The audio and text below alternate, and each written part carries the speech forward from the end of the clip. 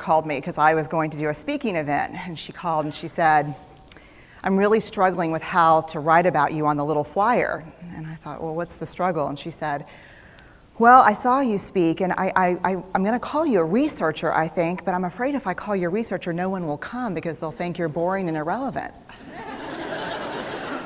And I was like, okay. And she said, but the thing I liked about your talk is, you're a storyteller, so I think what I'll do is just call you a storyteller. And of course, the academic, insecure part of me was like, you're going to call me a what?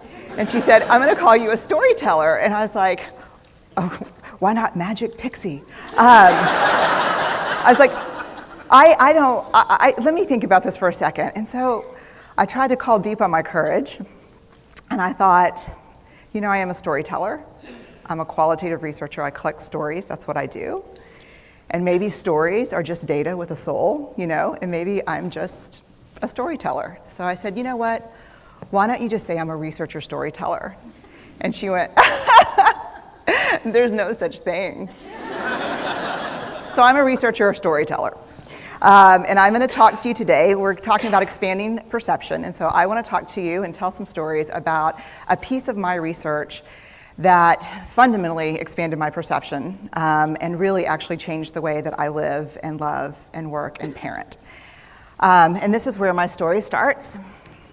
When I was a young researcher, doctoral student, my first year I had a research professor who, one of his first days of class, he said to us, here's the thing, if you cannot measure it, it does not exist. And I thought he was just sweet talking me. I was like, really? And he's like, absolutely.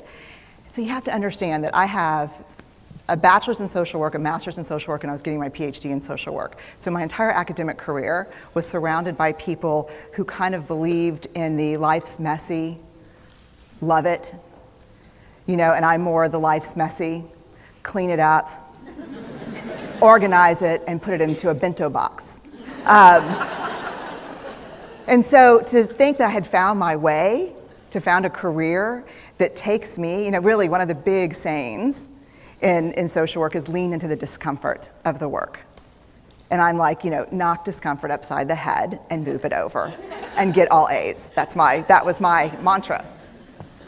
So I was very excited about this. And so I thought, you know what? This is the career for me because I am interested in some messy topics, but I want to be able to make them not messy. I want to understand them. I want to hack into these things that I know are important and lay the code out for everyone to see. So where I started was with connection, because by the time you're a social worker for 10 years, what you realize is that connection is why we're here. It's what gives purpose and meaning to our lives. This is what it's all about. It doesn't matter whether you talk to people who work in social justice and mental health and abuse and neglect. What we know is that connection, the ability to feel connected, is neurobiologically, that's how we're wired, it's why we're here. So I thought, you know what, I'm going to start with connection. Well, that situation where you get an evaluation from your boss and she tells you 37 things that you do really awesome and one thing that you can't, an opportunity for growth. And all you can think about is that opportunity for growth, right? Well, apparently this is the way my work went as well, because when you ask people about love, they tell you about heartbreak. When you ask people about belonging, they'll tell you their most excruciating experiences of being excluded. And when you ask people about connection, the stories they told me were about disconnection. So very quickly, really about 6 weeks into this research, I ran into this unnamed thing that absolutely unraveled connection in a way that I didn't understand or had never seen. And so I pulled back out of the research and thought, I need to figure out what this is. And it turned out to be shame. It turned out that, and shame is really easily understood as the fear of disconnection. Is there something about me that if other people know it or see it, that I won't be worthy of connection? The things I can tell you about it, it's universal. We all have it. The only people who don't experience shame have no capacity for human empathy or connection. No one wants to talk about it, and the less you talk about it, the more you have it. What underpinned this shame, this I'm not good enough, which we all know that feeling. I'm not blank enough. I'm not thin enough, rich enough, beautiful enough, smart enough, promoted enough. The thing that underpinned this was kind of this excruciating vulnerability, this idea of, in order for connection to happen, we have to allow ourselves to be seen, really seen. And you know how I feel about vulnerability. I hate vulnerability. And so I thought, this is my chance to beat it back with my measuring stick. I'm going in, I'm gonna figure this stuff out, I'm gonna spend a year, I'm gonna totally deconstruct shame, I'm gonna understand how vulnerability works, and I'm gonna outsmart it. So I was ready, and I was really excited. As you know, it's not gonna turn out well. You know this. So I could tell you a lot about shame, but I'd have to borrow everyone else's time. But here's what I can tell you that it boils down to. And this may be one of the most important things that I've ever learned in the decade of doing this research. My 1 year has turned into 6 years, thousands of stories, hundreds of long interviews, focus groups.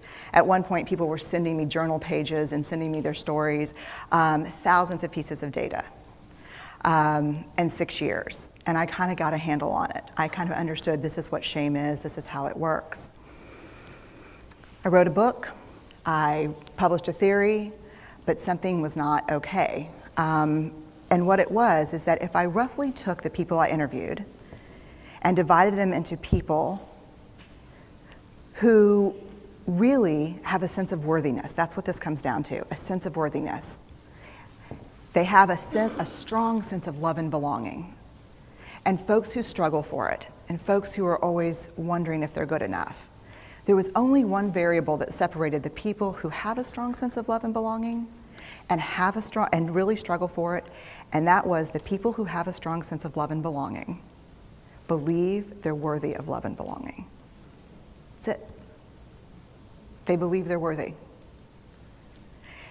And to me, the hard part of the one thing that keeps us out of connection is our fear that we're not worthy of connection, was something that personally and professionally I felt like I needed to understand better. So what I did is I took all of the interviews where I saw worthiness, where I saw people living that way, and just looked at those. What do these people have in common? And I have a slight office supply addiction, but that's another talk. So I had a manila notebook, a manila folder, and I had a Sharpie, and I was like, what am I gonna call this research? And the first words that came to my mind were wholehearted. These are kind of wholehearted people living from this deep sense of worthiness. So I wrote at the top of the manila folder, and I started looking at the data. In fact, I did it first in this in a 4-day, very intensive data analysis where I went back, pulled these interviews, pulled the stories, pulled the incidents. What's the theme? What's the pattern? My husband left town with the kids because I always go into this kind of Jackson Pollock crazy thing where I'm just like writing and going and kind of just in my researcher mode. And so here's what I found. What they had in common was a sense of courage. And I want to separate courage and bravery for you for a minute. Courage, the original definition of courage, when it first came into the English language, it's from the Latin word cur, meaning heart, and the original definition was to tell the story of who you are with your whole heart. And so these folks had, very simply, the courage to be imperfect. They had the compassion to be kind to themselves first and then to others, because as it turns out, we can't practice compassion with other people if we can't treat ourselves kindly. And the last was they had connection, and this was the hard part, as a result of authenticity. They were willing to let go of who they thought they should be in order to be who they were, which is, you have to absolutely do that for connection. The other thing that they had in common was this. They fully embraced vulnerability. They believed that what made them vulnerable made them beautiful.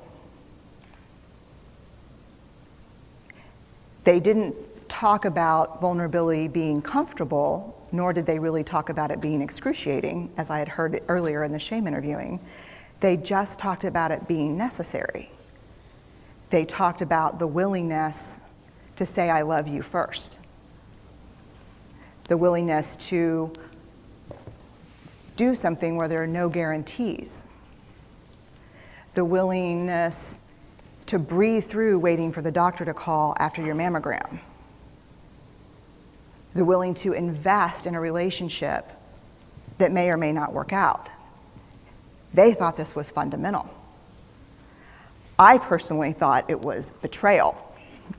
I could not believe I had pledged allegiance to research, where our job, the definition of research is to control and predict, to study phenomenon for the explicit reason to control and predict.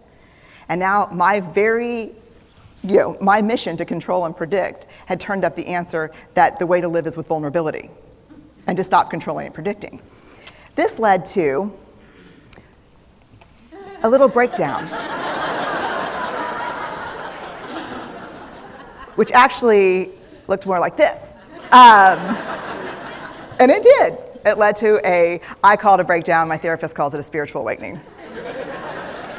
Spiritual awakening sounds better than breakdown, but I assure you it was a breakdown. It did. And I had to put my data away and go find a therapist. Let me tell you something. You know who you are when you call your friends and say, I think I need to see somebody. Do you have any recommendations? Because about 5 of my friends are like, woo, I wouldn't want to be your therapist. And I was like, what does that mean? And they're like, I'm just saying, don't bring your measuring stick. It's like, okay. So I found a therapist. My first meeting with her, Diana, I brought in my list of the way the wholehearted live. And I sat down, and she said, how are you? And I said, I'm great, I'm okay. And she said, what's going on? And I said, and this is a therapist who sees therapists, because we have to go to those because their BS meters are good. And so I said, here's the thing, I'm struggling. And she said, what's the struggle? And I said, well, I have a vulnerability issue. And I know that vulnerability is kind of the core of shame and fear and our struggle for worthiness, but it appears that it's also the birthplace of joy, of creativity, of belonging, of love. And I think I have a problem. And I need some help. And I said, but here's the thing, no family stuff, no childhood shit. I just need some strategies.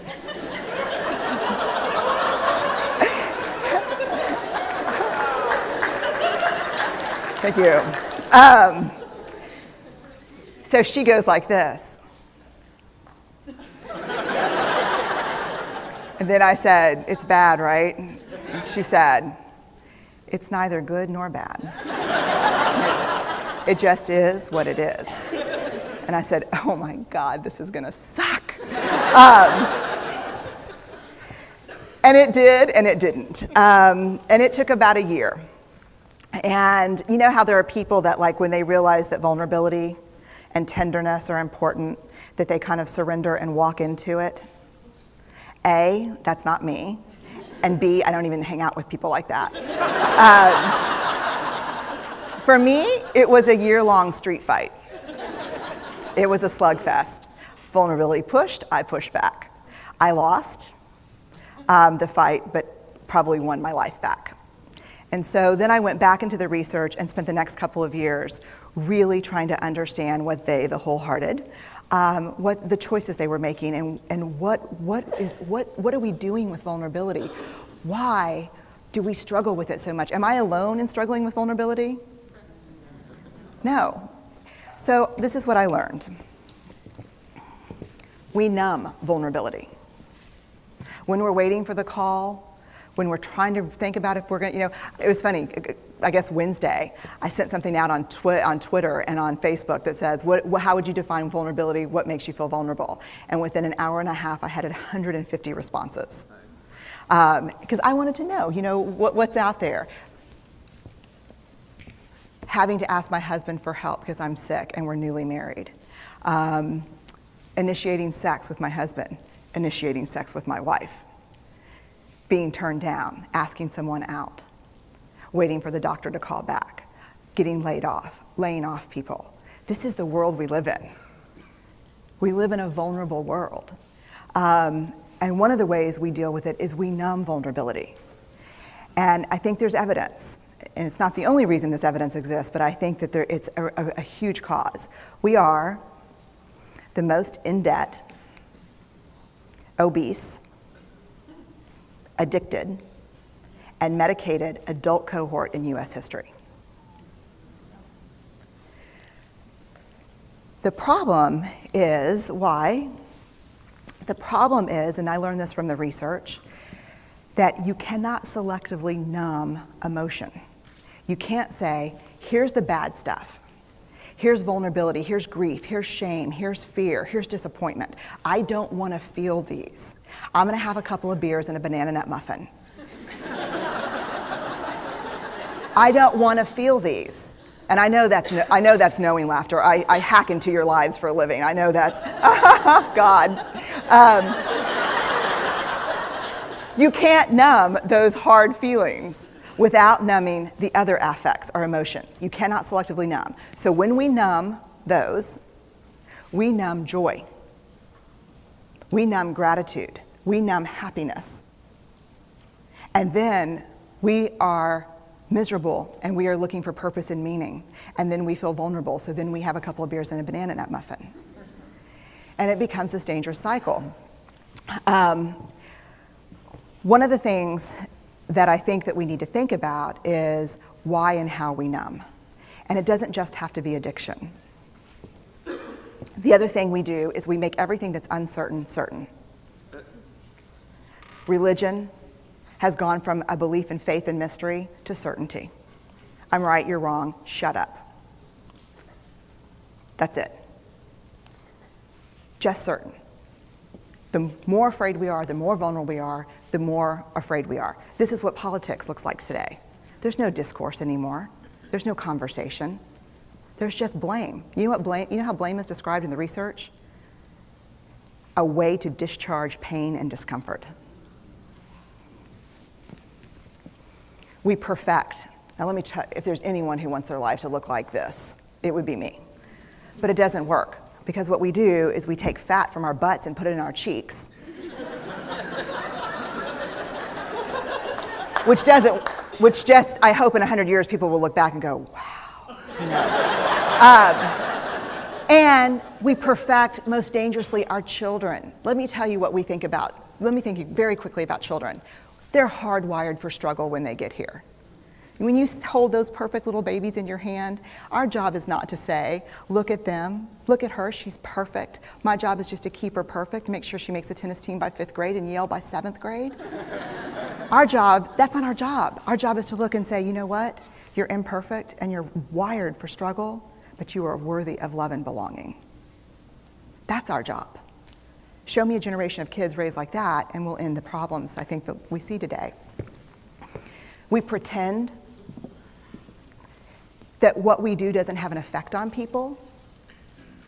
We do that in our personal lives. We do that corporate, whether it's a bailout, an oil spill, a recall. We pretend like what we're doing doesn't have a huge impact on other people. You know, I would say to companies, and this is not our first rodeo, people. We just need you to be authentic and real and say, we're sorry, we'll fix it. But there's another way, and I'll leave you with this. This is what I have found. To let ourselves be seen, deeply seen, vulnerably seen. To love with our whole hearts, even though there's no guarantee. And that's really hard, and I can tell you as a parent, that's excruciatingly difficult. To practice gratitude and joy in those moments of kind of terror when we're wondering, can I love you this much? Can I believe in this as passionately? Can I be this fierce about this? Just to be able to stop and instead of catastrophizing what might happen, to say, I'm just so grateful because to feel this vulnerable means I'm alive. And the last, which I think is probably the most important, is to believe that we're enough. Because when we work from a place, I believe, that says, I'm enough, then we stop screaming and start listening. We're kinder and gentler to the people around us, and we're kinder and gentler to ourselves. That's all I have.